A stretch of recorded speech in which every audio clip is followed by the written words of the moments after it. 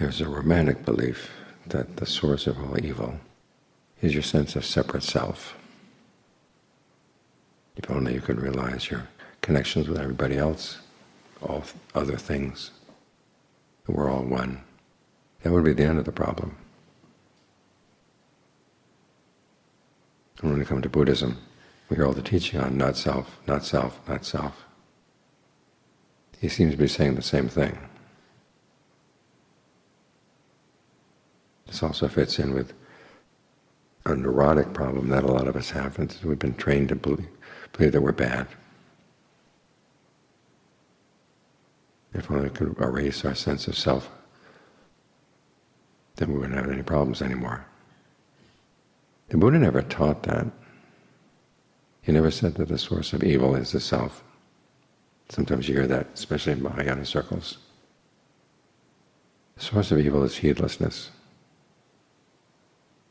lack of compunction. In other words, you don't care about the results of your actions. You just want to do what you want to do. You don't want to think about what the long-term consequences are going to be.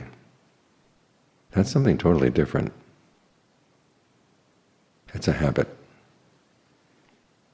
And the whole point of the teaching is that habits can be unlearned. There may be a habit you identify very strongly with, and yourself seems to be very much tied up in that habit. But you have to separate these things out. The Buddha doesn't have to get rid of yourself. He actually recommends that you train yourself to be skillful. And primarily he doesn't have you think much about self at all. He says focus on qualities, mental qualities. That's what he said is the source of where you're going to find the solution. As he said, if skillful mental qualities couldn't be developed, he wouldn't have taught that. And if developing skillful mental qualities led to suffering, he wouldn't have taught that either. The same with unskillful mental qualities. If it were impossible for us to get rid of unskillful qualities, he wouldn't have taught us to do that. And if we were going to suffer because we got rid of unskillful qualities, he wouldn't do that either. But it's because we're going to benefit from developing skillful qualities and abandoning unskillful qualities, and we can do it. That's why he taught. So instead of trying to get rid of yourself, notice what your habits are and try to identify them. As the Buddha said, the beginning of wisdom, or an aspect of wisdom, is seeing things as separate. You have habits, but you don't have to identify with them. Urges come up, old habits come up, but you don't have to ride along with them every time. You can step back and say, no, this time around I'm not going to go there. And if you find that you can't restrain yourself, the problem is not your sense of self, the problem is an inability to restrain. So what do you say to yourself when you can't restrain yourself from doing something unskillful? What are the arguments you give yourself to say, I can't do that? Those are the things you have to focus on. There's going to be some heedlessness in there, some lack of compunction, in other words, not caring about the results of your actions. There'll be the argument that you're too weak, you don't have the strength to restrain yourself. Okay, this is why we practice concentration, is to strengthen the mind. Sometimes you say, I can't habitualize myself doing this path.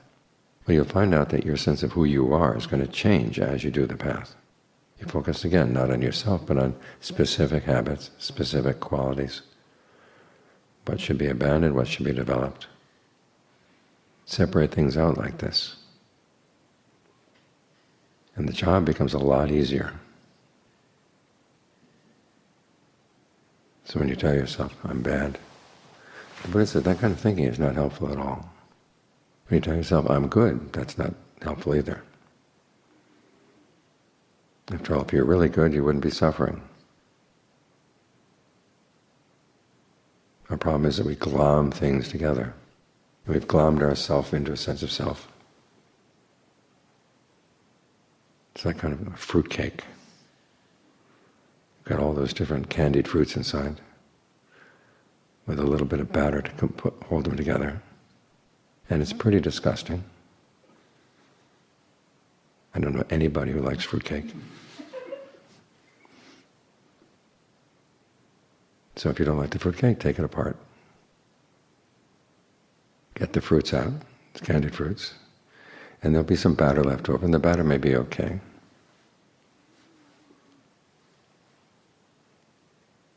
But don't just toss the whole thing. This is where the analogy breaks down. You probably should toss the whole thing if it's a fruitcake. But what you've got to see is there are individual things in there. And not all of them are bad. But sometimes the way you stick them together makes it bad. So this is why the Buddha said, you want to take things apart.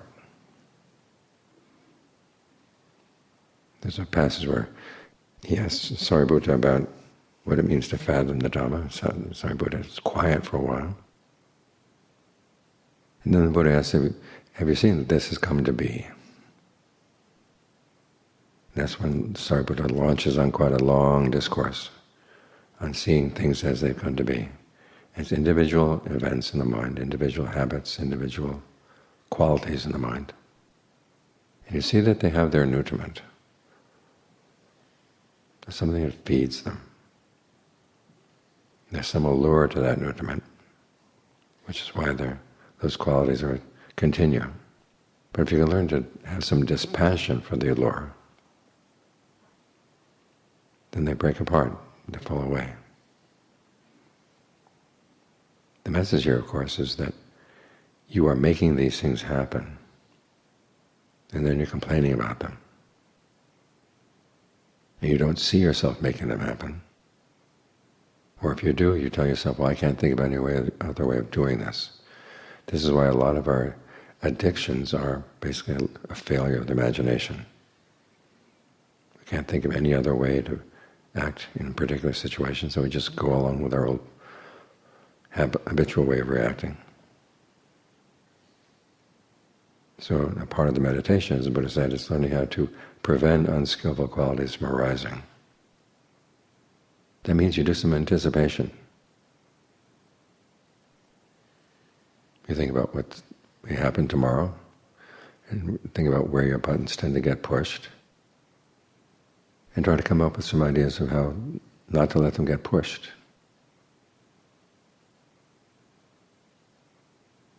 So if they say things that ordinarily would set you off, you have to ask yourself, why do I let myself be a slave to what they say? Can I step out of that? Think of some of the ways the Buddha has you think. This is one of the reasons why it's so important that we have the suttas. A lot of people study Abhidhamma, and it's just lists of terms. A list of X causes Y and Y causes Z. But without all the wisdom that comes in the suttas, where the Buddha says, this is how you should talk to yourself, this is how you should hold certain images in mind. This is how you should breathe. Those are the instructions that are really useful. So think about how you breathe, think about how you talk to yourself, think about the images you hold in mind. Tell yourself, I can do this differently. If this is causing suffering, I don't have to continue doing this. So the Buddha is giving you examples to expand your imagination. So take advantage of them. We break things down like this, then that problem of the self gets broken down as well. And you find that your sense of self has some uses. After all, if you have a really wise self, you're going to think about consequences.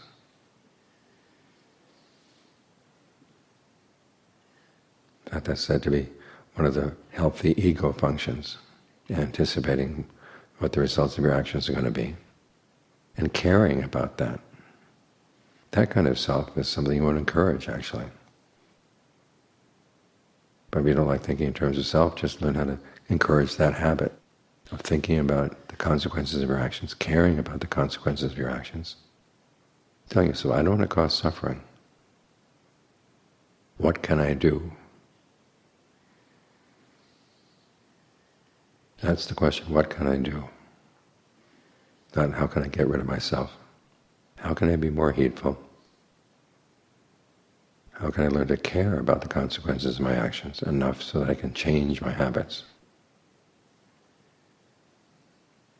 That's how you learn how not to suffer. The whole issue of self gets put back in the background.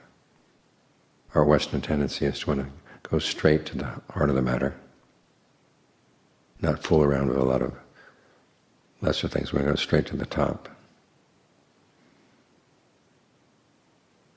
I had a dream one time, very early in my practice. There was a big museum. There was many stories. You could go in the front door and you could walk up the stairs, but there's also a ladder leaning against the side of the building that went straight to the top floor. And I decided I wanted to go up the ladder. As I go up the ladder begins to fall. That was when I woke up. I realized the message of the dream was, you're not going to go straight to the top, you have to work on the foundations. Go up through the floors one by one by one. Have some patience and have some persistence. So in the same way, even though we're told that the final thing that stands between you and awakening is when you can let go of your sense of self, we go straight there. But you can't do that. You need a healthy sense of self to get up to those higher levels. And that just comes down to certain habits. The habits that say, whatever needs to be done, I'm willing to do it. I'm confident that I can do it. And I know I'm going to benefit from the results. That's a very slim sense of self. So slim that you don't even have to think about it as self. Just think about it as the motivation that it's good to be skillful, it's good to think about the consequences of your actions.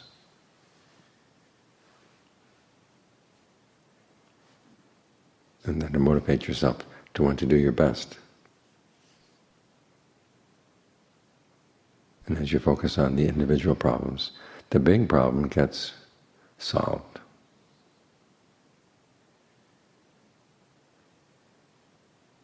So even though the texts don't talk about problems in the kitchen, who gets along with whom, who doesn't get along with whom, learning how to solve those problems is a part of the path.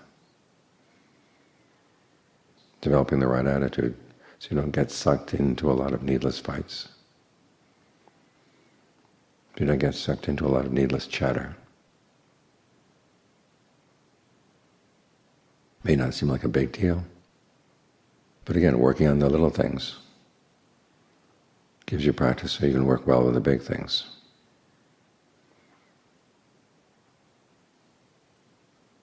So be willing to break things down. After all, every big problem is solved that way. Break it down into little problems. Those you can manage.